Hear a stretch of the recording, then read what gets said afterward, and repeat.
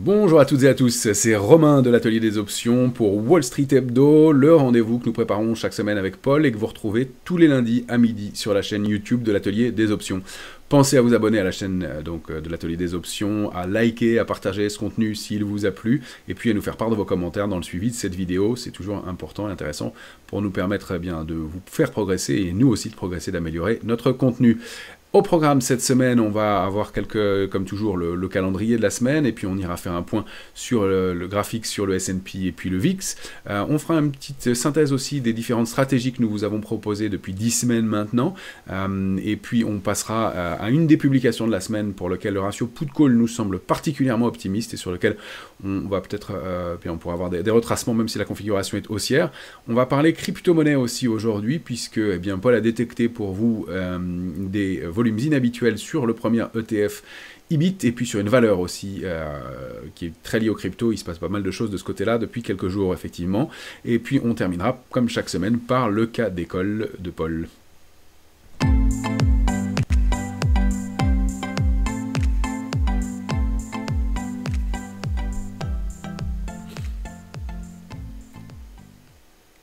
Alors avant d'entamer le calendrier, je vous rappelle, et puis le sommaire, je vous rappelle que nous serons le 20 juin à Paris après-midi avec Paul pour une présentation sur les options.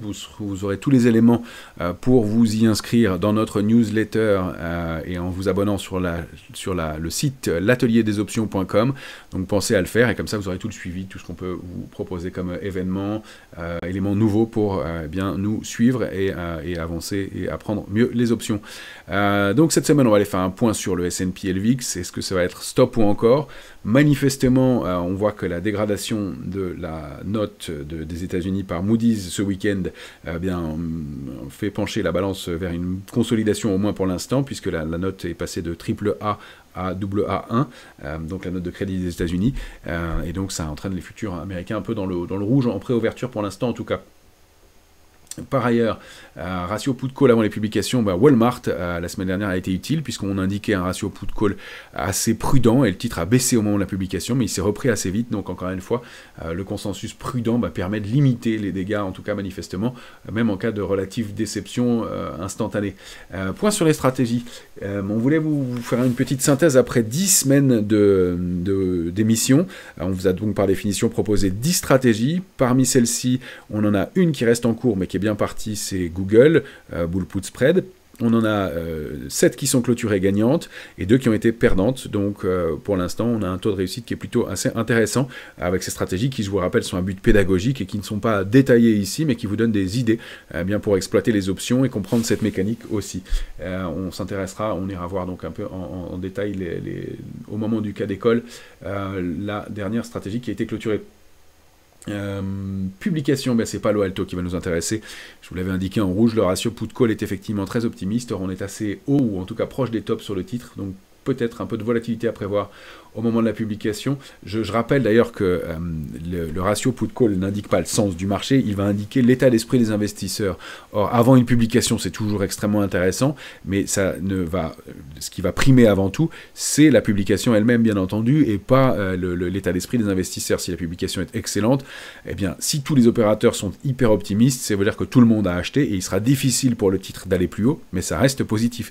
Si en revanche, tout le monde est optimiste et que la publication déçoit, dans ce cas-là, ça pourrait entraîner un mouvement de baisse marqué, et la mécanique est valable dans l'autre sens. On va regarder ça un peu plus en détail. Et puis, volume inhabituel sur l'ETF IBIT, comme je vous l'indiquais en introduction, et puis ces micro-stratégies aussi sur lesquelles il y a eu de grosses positions, malgré le parcours haussier du titre récemment, il semble qu'il y ait des opérateurs qui, sur la semaine, anticipent encore une accélération haussière assez significative. Et puis cette semaine, comme les marchés ont pas mal progressé, on va probablement mettre en place un bear call spread sur le SPX et ce sera l'occasion d'aller voir comment c'est clôturé l'une de nos stratégies. Donc c'est parti, on va faire un point comme toujours sur le S&P en hebdomadaire pour commencer. S&P, et j'ai oublié de vous montrer le calendrier, que je vous affiche tout de suite. Si j'ai changé le sens de la présentation parce que ça me paraissait plus intéressant de commencer par le sommaire. Et donc pour le calendrier de cette semaine, on aura jeudi, notamment à Wall Street, c'est le gros rendez-vous de la semaine, les PMI manufacturiers et dans les services sont des chiffres préliminaires qui vont sortir pour l'indice des directeurs d'achat qui est considéré comme un indicateur avancé sur la santé de l'économie, même si manifestement pour l'instant les opérateurs sont moins sensibles aux éléments macroéconomiques. Ce sera le gros rendez-vous à suivre cette semaine. Et puis du côté des publications, mardi on aura Home Depot sur la consommation américaine et puis Target mercredi. Et puis on va s'intéresser mardi à la publication de Palo Alto Networks dont j'ai commencé à vous parler. Déjà, c'est parti cette fois-ci, on s'intéresse au S&P. Le S&P, donc, sur la semaine, a progressé de 5,27%, un mouvement de hausse qui a été bien significatif, en effet, avec un large gap haussier ouvert dès le début de la semaine. Et donc, on va zoomer sur notre graphique en intraday pour voir un peu ce qu'il en est, mais vous voyez ce gros gap qui a été laissé ouvert au début de la semaine. Voilà, qu'on a ici. Alors, ce qu'on peut dire aussi, c'est que la position ouverte au cours de la hausse de la semaine a augmenté sur le futur, mais très légèrement, plus 0,58%. On a vraiment un gros déficit de soutien dans toute la séquence de hausse depuis la dernière échéance des marchés dérivés, du 17 avril. Dans toute cette séquence de hausse, on n'a pas eu de gros acteurs du marché. Ça n'a pas empêché, comme on l'indiquait, le marché de monter, mais on a toujours ce doute quant à la construction du marché. Maintenant, le mouvement a été tel que on peut se poser des questions quant à la poursuite. Alors, je vous ai indiqué aussi, toujours en hebdomadaire, cette grosse résistance. On a remis un pied dans la zone de la construction du mouvement de baisse. Le niveau de 5786 était important, vous voyez que c'est pas pour rien. On a ouvert au-dessus la semaine dernière et on a été se réappuyer sur ce niveau de support qui était vraiment un niveau pivot avant de repartir à la hausse pour terminer la semaine au plus haut, donc cette grande bougie haussière. Mais on arrive aussi dans une nouvelle résistance importante. C'était un gros niveau que moi j'avais fixé il y a longtemps déjà comme un niveau de début d'euphorie, au niveau sur lequel les opérateurs seraient susceptibles de distribuer du papier. Donc on arrive dans une zone charnière haute, mais pour l'instant on y arrive bien manifestement avec de la hausse, même si la dégradation de la note des États-Unis pourrait peser sur la tendance. On va voir les réactions exactes sur le marché, mais on voit déjà que en préouverture sur les futurs américains, on est en baisse à Wall Street d'une façon générale avec le S&P qui perd déjà 1,29% aux alentours de 5879, donc on est déjà revenu sur ce niveau de support clé. Vous avez le graphique du S&P en journalier, donc cet énorme gap qui a été ouvert la semaine dernière en hebdomadaire, c'est évidemment le premier niveau d'alerte sérieux. Le niveau de 5870, pour l'instant les futurs sont juste au-dessus, 5879, 5870 reste le niveau d'alerte, on va dire, intraday. Si on le rompt, eh bien, on a des chances d'aller rechercher 5786. Et c'est sous ce niveau-là qu'on pourrait s'inquiéter plus, puisqu'on comblerait ce gap. Donc on invaliderait le puissant mouvement du début de semaine dernière.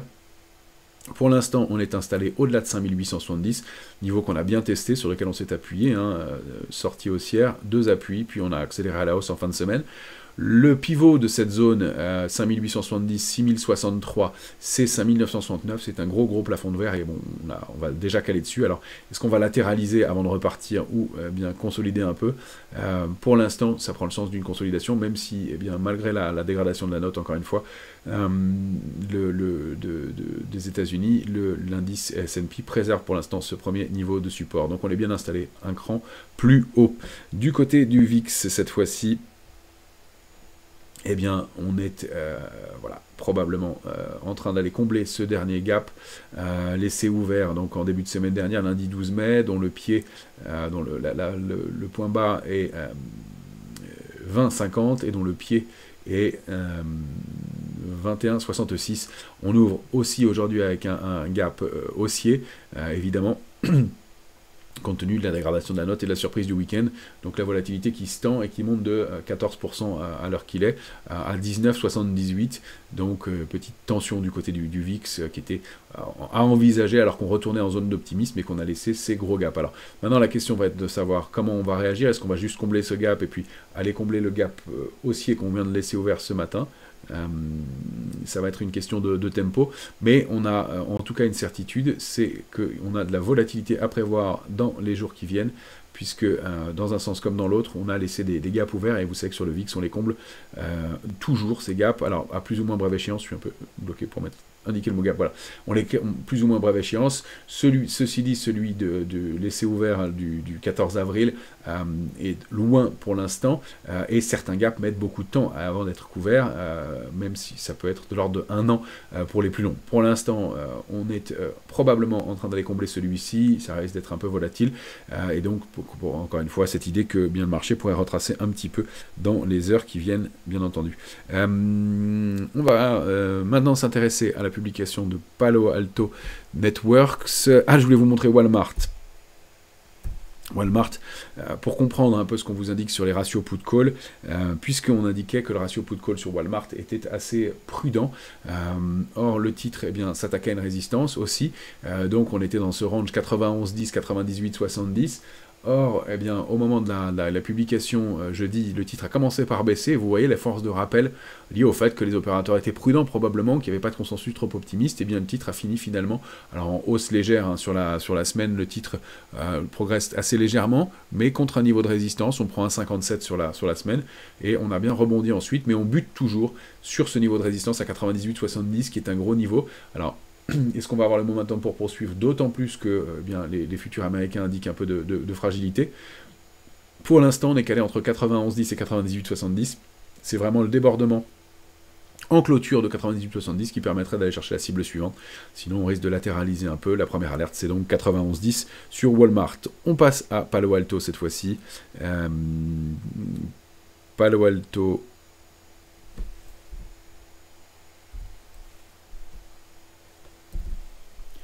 que je vous affiche tout de suite à l'écran en hebdomadaire.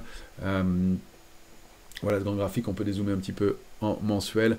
Un titre qui a un parcours très haussier, qui a bien rebondi suite à au trou d'air, si on peut appeler ça comme ça, monstrueux du mois d'avril, a réintégré cette zone 169, 195, 12. On voit qu'on a buté sur les tops, et le gros niveau de résistance des tops récents. Regardez, là, cette fois-ci, en hebdomadaire, la zone clé qu'on est allé rechercher, donc elle est située entre 169 et 195,12, c'est un plafond. Hors Palo Alto, le ratio de put-call nous indique que les opérateurs sont très très optimistes. On a un ratio de 0,36. Je rappelle qu'un ratio put-call, il est généralement équilibré entre 0,80 et 1,20. Sur les valeurs, c'est un petit peu différent, mais quand on arrive à 0,36, c'est vraiment un gros optimisme. Donc c'est plutôt avec prudence qu'il faut aborder cette publication. Maintenant, le rebond a été important, mais le titre arrive contre ce gros niveau de résistance, donc un peu de volatilité, comme on l'avait suggéré il y a une quinzaine de jours avec la publication de Palantir, qui était contre des niveaux de résistance. On a eu un trou d'air, mais ça a été un moyen de repayer ensuite si on est positif sur le titre. Donc en tout cas, être agressif à l'achat contre ces niveaux de résistance et avec ce ratio put-call, pour l'instant, peut paraître un peu sportif. On peut même éventuellement s'alléger un peu si on a bien profité déjà du mouvement de rebond pour pourquoi pas réentrer si le titre préserve 187,42 ou 178,60. En dessous, ce sera le bas du range à 169. Il faudra voir en fonction de la réaction au moment de la publication. Mais donc, prudence. Si en revanche, les opérateurs réagissent très bien à la publication et qu'ils avaient raison d'être très optimistes, on débordera 195,12 pour aller chercher les niveaux que vous avez ensuite, et comme extension et cible idéale 221,80. Voilà pour ce qui est de Palo Alto. On va maintenant s'intéresser à l'ETF IBIT. C'est, je rappelle, le premier ETF sur le Bitcoin traité à Wall Street. En hebdomadaire, voilà le graphique, on était dans un grand range 46, 81, 59, 62 sur cet ETF. On est proche des tops historiques du Bitcoin. On bute contre cette grosse résistance qui correspond à la zone 104 000, 107 000 sur le Bitcoin contre dollar.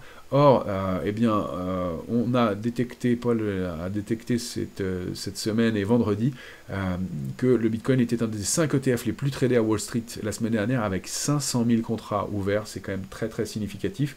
Et c'est deux fois plus de call que de put. Alors, est-ce qu'on y voit ici trop d'optimisme? Ça, c'était difficile à interpréter.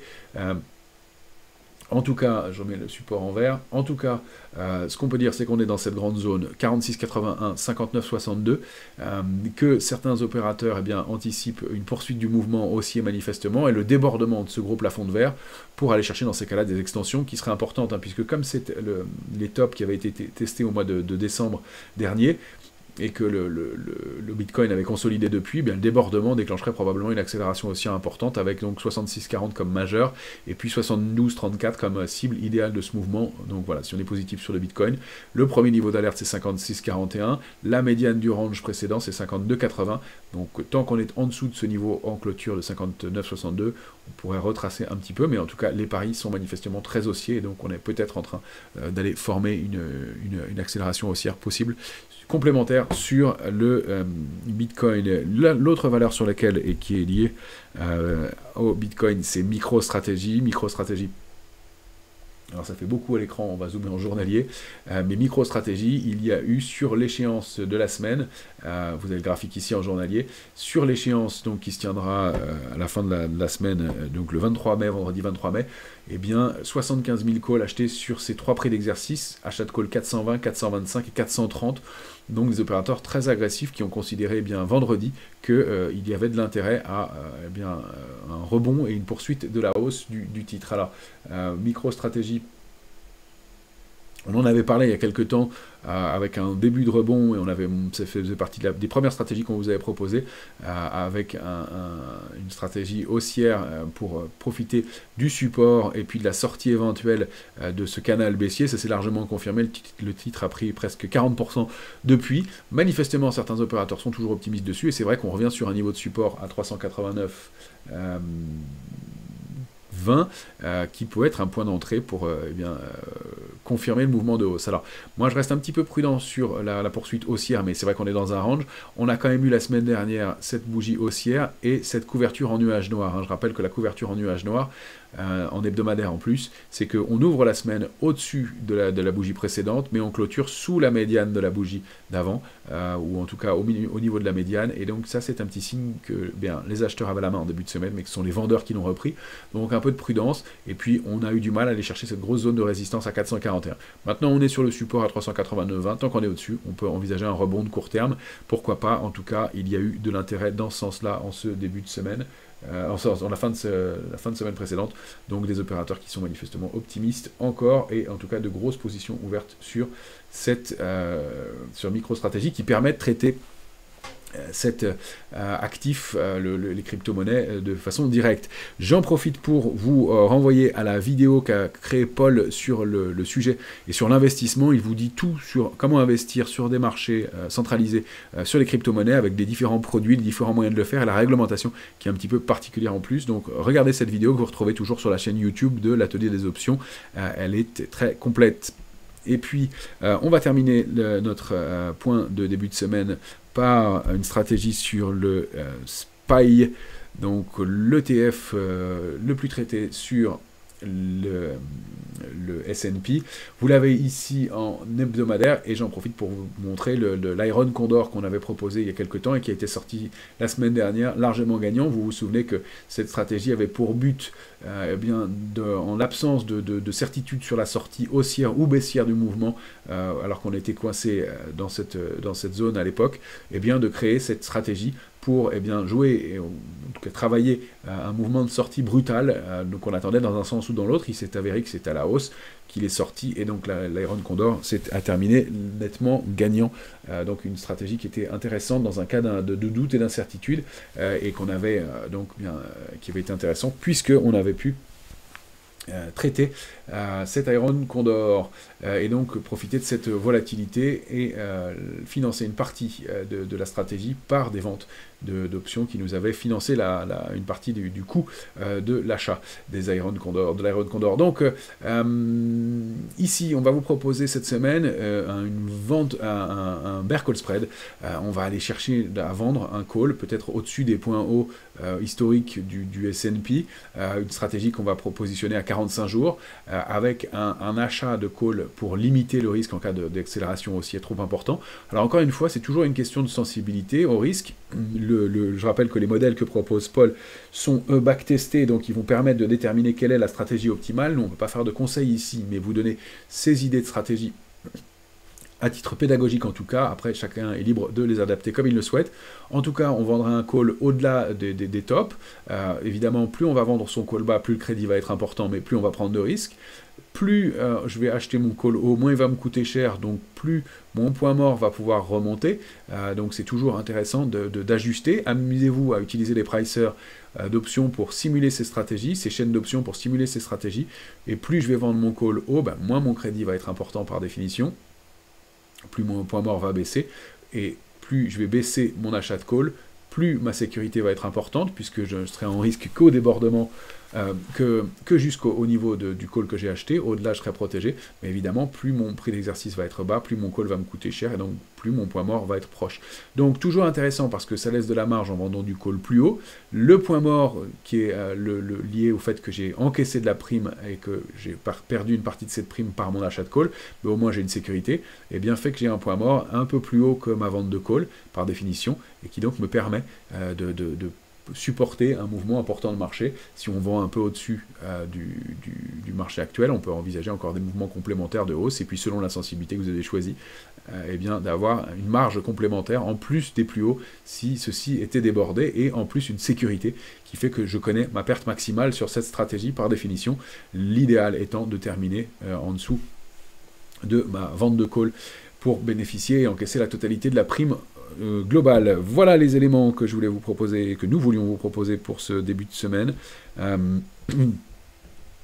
Donc une semaine qui va être intéressante encore, avec bien évidemment des éléments de doute. Nouvelle échéance trimestrielle de juin qui est importante à surveiller. Rendez-vous toujours sur le site l'Atelier des Options, sur la chaîne YouTube de l'Atelier des Options avec du contenu régulier pour vous former et apprendre et trouver des éléments de stratégie. Il y a déjà beaucoup de contenu disponible, et puis pensez à activer les notifications. Excellente semaine à toutes et à tous.